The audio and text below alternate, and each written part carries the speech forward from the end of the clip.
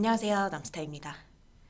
꼬마 빌딩을 투자할 때 어떤 것들을 체크해야 되고 주의해야 하는지 팁을 좀 알려달라고 하시는 고객분들이 계셔서 가끔씩 이렇게 팁 하나씩 해서 영상 준비할까 합니다.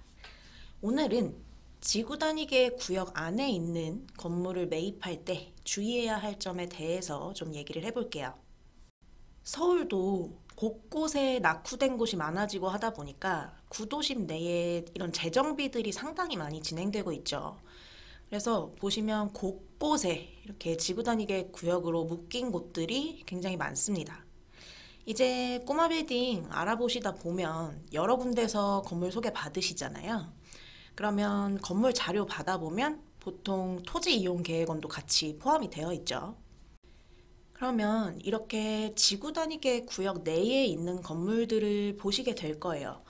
아마 생각보다 꽤 자주 접하실 겁니다. 워낙 군데군데 많이 지정이 되어 있다 보니까. 이거를 별로 대수롭지 않게 보시는 분들도 계실 텐데, 매입하려는 건물이 지구 단위계 구역 내에 있다고 하면 꼭 체크하셔야 할 게 있습니다. 지금 시장에서 가장 많이 보고 계시는 투자 형태가 노후된 건물을 리모델링해서 가치 개선해서 황금성 갖춰지는 건물로 바꾸는 작업을 생각하실 텐데, 지구 단위계 구역 내에 있는 건물들은 이런 투자 형태에 제약이 걸리는 경우가 있기 때문에 굉장히 주의를 하셔야 합니다. 대표적인 지역으로 건대 일대를 한번 볼게요. 건대 상권도 워낙 전통 상권 중에 한 곳이고 유동인구도 많다 보니까 투자처로 많이들 보시는 지역인데, 여기에도 지구 단위 계획 구역으로 지정된 곳이 있습니다. 제가 표시한 이 구역에 지구 단위 계획 구역이 지정이 되어 있는데, 여기가 이렇게 로드뷰로 보면 대로변이고 지금 스타벅스, 옆에 공차, 대형 프랜차이즈들 입점 쫙 되어 있고 손님들이 많이 보시는 지역 중에 한 곳이에요. 근데 이 일대는 잘못 건드렸다가는 굉장히 낭패를 볼 수 있는 곳입니다. 그 이유를 자료를 통해서 한번 알아볼게요. 화양 2지구 지구 단위 계획 자료입니다. 아까 제가 표시했던 구역이 이 구역인데, 좀 확대를 해보면 이렇게 빨간색 점들이 이어져 있는 것들이 있죠. 아시는 분들은 아시겠지만 이게 뭘 의미하냐면, 옆에 이 범례를 보면 빨간 점선에 공동개발 지정으로 표시가 되어 있어요. 보면 점과 점끼리 이렇게 선으로 연결이 되어 있어요. 지금 요걸 한번 볼게요. 점 5개. 하나, 둘, 셋, 넷, 다섯. 이 5개의 필지들이 서로 이어져 있죠. 이게 이 5필지는 무조건 공동개발해야 된다고 지정을 해놨다는 뜻입니다. 그게 뭘 의미하냐? 내가 만약에 이 3-28이라고 쓰여진 필지에 있는 건물을 가지고 있는데 이걸 부시고 신축을 하거나 대수선을 하려고 하면 독단적으로는 불가능하다는 뜻입니다.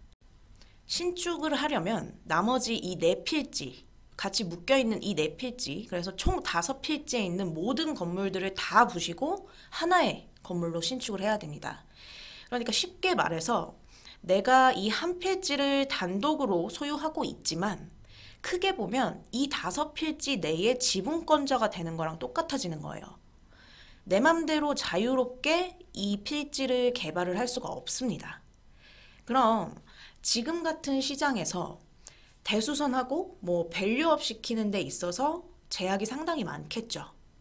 그래서 개인적으로 이 공동개발로 지정되어 있는 곳의 건물은 사실 그렇게 막 추천드리지 않습니다. 물론 조금 이따 다시 말씀드리겠지만 이것도 개별 입지에 따라서 조금 다르긴 해요.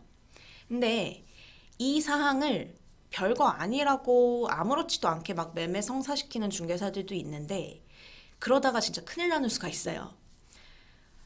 물론 이 공동개발로 지정이 되어 있어도 현재 그 건물에서 수익률이 잘 나와서 딱히 손 안 대도 되고 하면 크게 문제가 없을 수는 있는데, 문제는 나중에 환금할 때를 한번 생각해 보자는 거죠. 지금 당장은 수익률이 잘 나온다고 쳐도 그 건물도 언젠가는 낡을 거고 또 건물 트렌드도 계속 바뀌고 추후에는 뭔가 건물 밸류업을 위한 행위들이 필요해질 거잖아요. 이 공동개발로 지정된 필지들도 간단한 리모델링 정도는 가능한데 엘리베이터 설치라든지 대수선 이런 것들은 불가능합니다. 그렇게 되면 추후에 황금성이 떨어질 수도 있다는 거죠. 이러지도 저러지도 못하고 그냥 계속 묶여있게 되는 수가 있어요. 그러려고 건물을 매입하는 분은 없죠. 그래서 신중하시라고 말씀을 드리는 겁니다. 지금 당장의 수익률에만 그쳐서 생각하지 마시고 추후의 리스크까지 감안한다면 이런 공동개발 지정 필지는 좀 조심을 하셔야겠죠. 이 5필지 소유주분들이 다 마음이 맞아서 공동으로 개발하겠다. 이렇게 되면 좋은데 사실 그게 그렇게 쉬운 일이 아니거든요. 근데 여기서 중요한 거. 그럼 이런 공동개발로 지정되어 있는 모든 건물을 다 투자 대상에서 걸러야 하는 걸까? 그건 또 아니라는 거죠.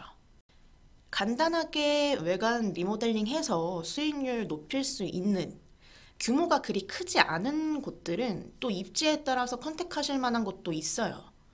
만약에 건물 대지가 좀 넓고 규모가 있으면 리모델링보다 신축이 더 나은 경우가 많기 때문에 이런 공동개발 필지는 좀 피하시는 게 좋은데, 건물 원체가 대지가 크지 않고 기존 건물 규모도 적당해서 굳이 신축보다는 리모델링으로 가져가는 게 나은 건물들은 이렇게 공동개발로 지정되어 있어도 크게 문제가 없거든요, 사실. 그런 곳들은 입지에 따라서 또 투자 가치가 있는 곳들도 있죠. 그래서 이 빌딩이 좀 어려운 게 무조건 이런 팁들이 모든 건물에 다 해당되는 게 아니고 개별적인 그 입지에 따라서 또 달라지는 거기 때문에 그런 판단을 좀 잘 하셔야 한다는 거.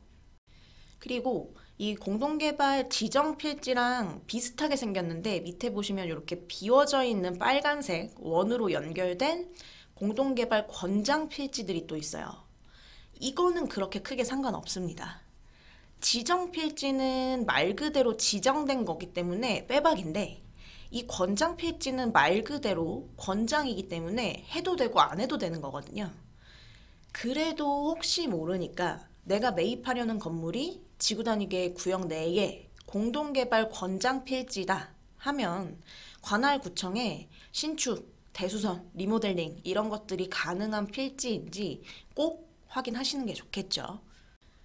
이렇게 빌딩 투자라는 게 사실 눈에 보이는 게 다가 아니기 때문에 체크해야 될 것들이 굉장히 많습니다. 그래서 혼자 해내기가 좀 벅차다 생각되시는 분들은 전문가의 도움을 받으시는 걸 추천드립니다. 오늘 얘기한 내용 간단히 다시 정리하면 내가 매입하려고 하는 건물이 지구단위 계획 구역 내에 있다?